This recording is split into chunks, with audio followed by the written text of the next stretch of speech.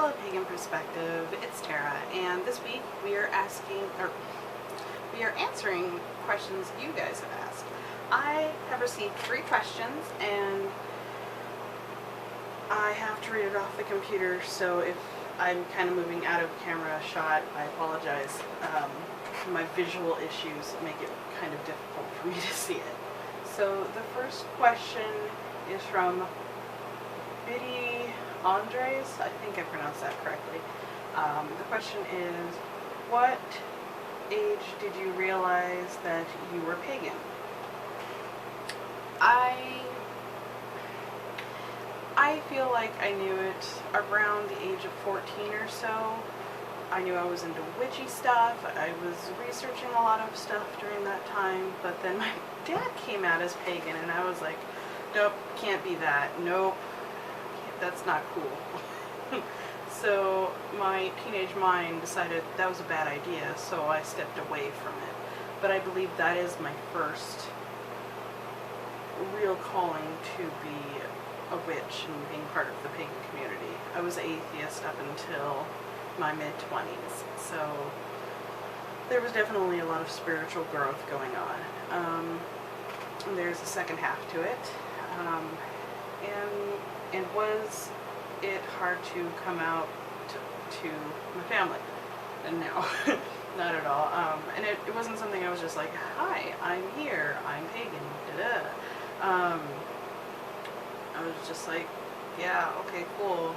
So can I get some of those herbs? That sounds like I'm asking for drugs or something, but because they have a big garden. And asked if my dad had any crystals or tarot, but they were really cool about it. Like, they occasionally give me crystals that they find at shops that they go to. So no, it was not a problem. My parents are hippies. They don't care. Alright, so the second person to ask a question was Wolf Peach Wilds, I think it was. Any particular areas of learning / research you've been into? Currently, I've been looking into a lot of astrology. I don't know. I've always been into astrology, but I only ever touched on like the sun signs. I'm learning about the houses now and the planets and how they correspond, and it is complicated for my tiny brain to comprehend all of it. So I'm kind of creating like a spreadsheet for myself where I can kind of divvy it up mentally, where it's easier for me to understand. That I'm starting to work with some herbs. My parents gave me, being that it's still at their house, a bunch of herbs, a lot of mint, some sage, rosemary, a variety of things. So I'm gonna be working more with herbs. So I'm researching more into that and how to take care of them. A lot of these are pretty self-sufficient herbs, so I don't have to really worry about it too much because I do not have a green thumb. That skipped me somehow. My parents and my sister, total green thumbs. I hate gardening, but like I said, I really want to get into like making tinctures and using herbs more in like spell work. And my biggest thing, I probably won't start it right now, but probably next year, really focusing more on creation of like spells and implementing them in a more traditional way rather than the way I have been doing it. So that answers that. And then the last question is from Tatiana. How did you get into tarot and oracle reading? I've always found the concept of tarot, I didn't even know oracles existed, that tarot reading, I just thought that was fascinating from the get-go. I thought it was just something that you did at like fairgrounds or something, but no, you don't. I got my first deck around the age of 21, 22. It's my Egyptian tarot deck, which is kind of complicated to use, being it doesn't have a lot of artwork. It has just default pips, and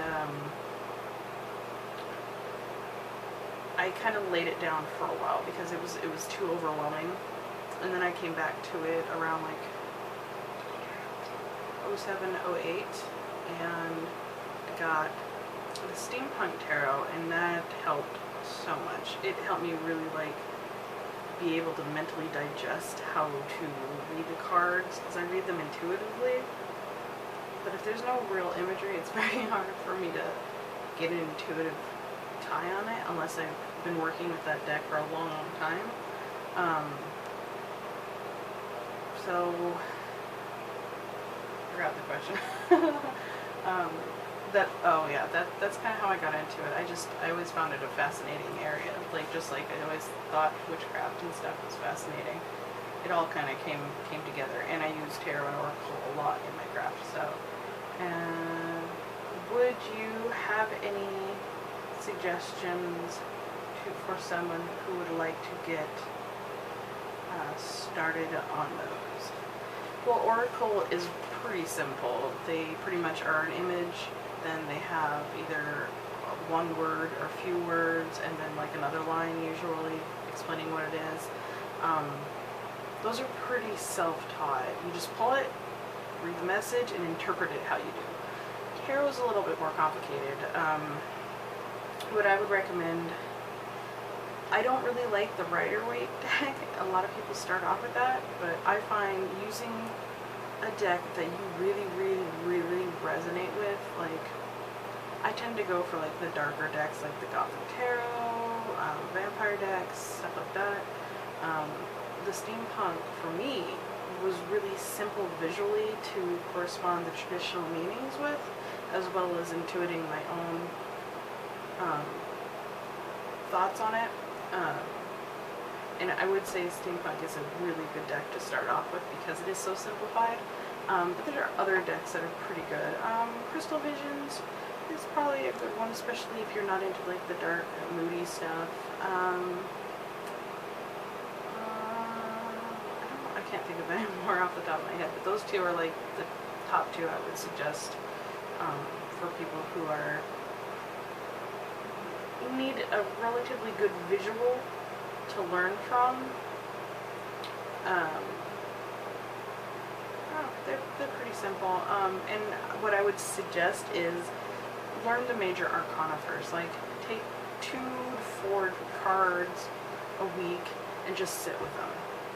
Or 1, it's fine. Or however many you feel comfortable doing, that you feel like you can digest the traditional meanings. Like, look up the traditional meanings and then maybe make a journal and write down your own meanings for those cards. Like, what does it mean to you when you see the card? And then eventually you'll work up to all the major arcana, and you slowly go through the pips. It takes a long time. I'm actually going through on my personal channel each card from a tarot deck, 3 tarot decks at the same time, to show how they differ in artwork, but may have the same message, but can be interpreted differently. And you have to find out, do you read traditionally or do you read intuitively? Once you find those things out and kind of learn what the traditional meanings are and find a deck that you resonate with, then you're set. So that's it for my questions. So if you guys have any other questions that you didn't get a chance to ask me, feel free to leave a comment down below. I'll talk to you guys later. Bye.